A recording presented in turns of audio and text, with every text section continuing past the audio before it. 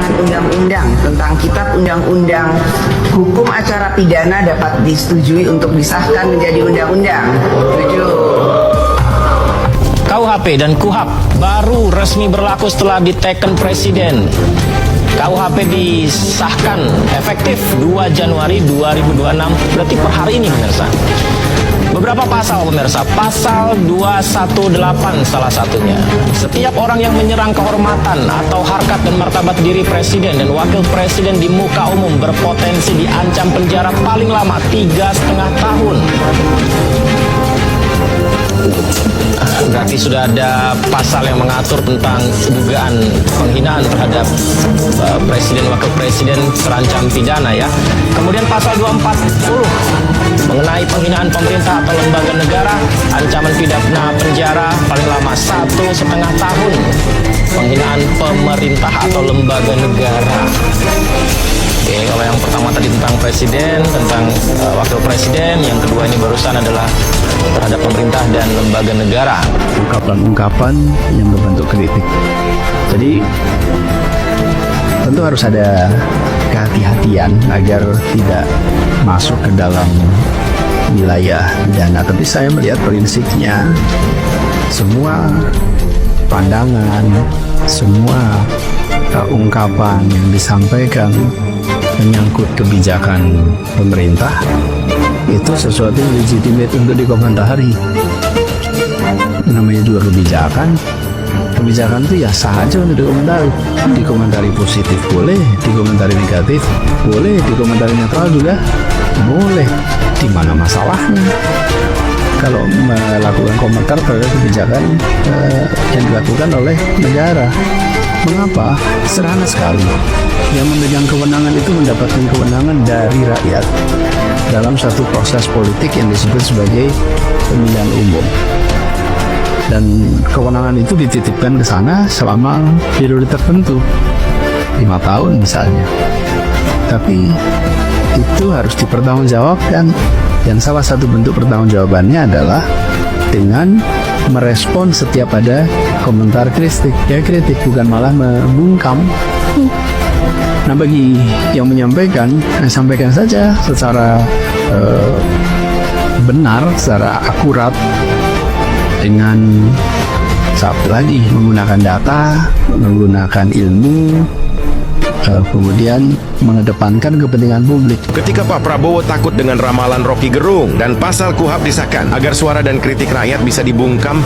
Jadi jika kalian tahu, Rocky Gerung pernah meramal kalau akan ada kerusuhan di bulan Februari 2026. Alasannya karena Prabowo dianggap gagal karena kebijakannya sama sekali tidak mensejahterakan rakyat. Hitungan saya Februari akan terjadi lagi social unrest, dan itu artinya akan ada crossfire antara frustrasi di kalangan elit dan piring kosong masyarakat sipil, piring kosong emak terutama. Dan Rocky Gerung juga mengingatkan agar memecat dan mengganti seluruh menteri agar tercipta radical break. Jadi ini kesempatan bagi Presiden Prabowo untuk memulai satu langkah radikal yang sering saya sebut radical break. Nah, karena takut terjadi kerusuhan besar-besaran, akhirnya DPR mengesahkan KUHP yang baru, di mana presiden dan wakil presiden serta lembaga negara tidak boleh dihina dan harus dihormati. Jadi pasal ini sangat berbahaya cuy, karena merupakan pasal karet dan gak ada pasal turunannya, hingga mudah disalahartikan dan mudah dilakukan penangkapan secara semena-mena kepada siapapun. Nah, untuk mencegah pelengseran Prabowo terjadi, Pak Prabowo bahkan memberikan usul agar kepala daerah dipilih langsung oleh DPRD, bukan dari pilkada. Sekali milih anggota DPRD, sekali milih, ya sudah, DPRD itulah yang milih gubernur, milih bupati.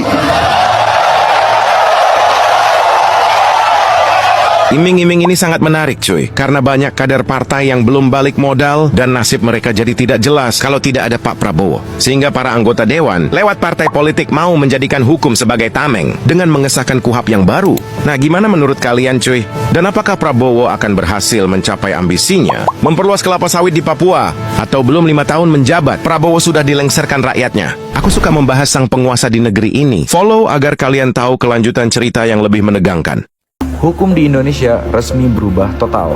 KUHP baru yang mulai berlaku sekarang ini punya beberapa pasal yang bikin dunia internasional ikut melirik. Paling ramai dibahas adalah soal ruang private. Sekarang seks di luar nikah itu bisa dipidana maksimal 1 tahun. Tapi ini delik aduan, artinya cuma bisa diproses kalau dilaporkan keluarga inti. Selain itu ada pasal penghinaan presiden dan lembaga negara yang hidup lagi dengan ancaman 3 tahun penjara. Banyak aktivis HAM yang khawatir ini bakal jadi pasal karet yang dipakai buat bungkam kritik. Pemerintah sendiri bilang ini demi kedaulatan hukum kita, tapi mereka juga nggak nutup mata soal resiko penyalahgunaan wewenang oleh aparat di lapangan. Poin pentingnya adalah sekarang kita masuk ke era hukum yang jauh lebih ketat di ruang private dan ekspresi. Jadi mulai hari ini kita semua harus jauh lebih paham aturan supaya nggak terjebak masalah hukum yang nggak perlu. Menurut kalian KUHP baru ini memajukan atau justru malah memundurkan buat kebebasan kita? Yuk diskusi di bawah. Di luar itu bisa kena. Jadi kalau orang kumpul kebo hanya kawin siri, kena dong.